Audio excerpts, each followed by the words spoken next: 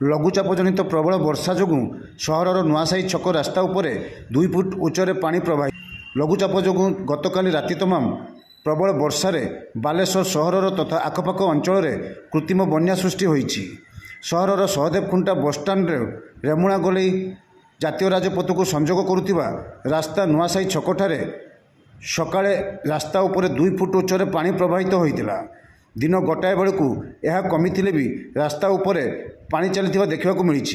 छात्र छात्री माने school college जीवा आसिबा करने बहु असुविधार सम्मुखीन होती। सहरर विभिन्न अंचल घर दुकान और व्यवसाय अनुष्ठान मानक वर्षा पानी पशि व्यापक क्षयक्षति होती।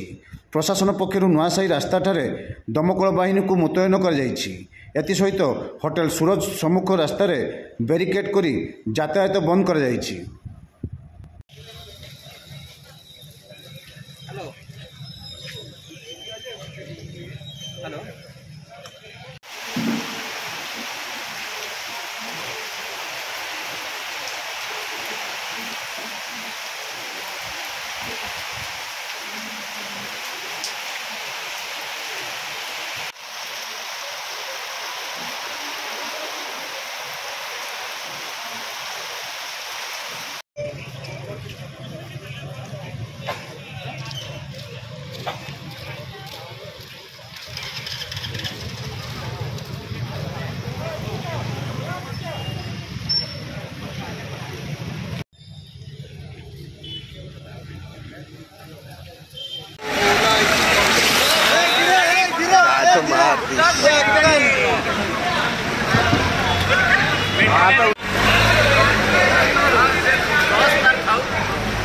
ठीक है, चलो माड़ी चलो।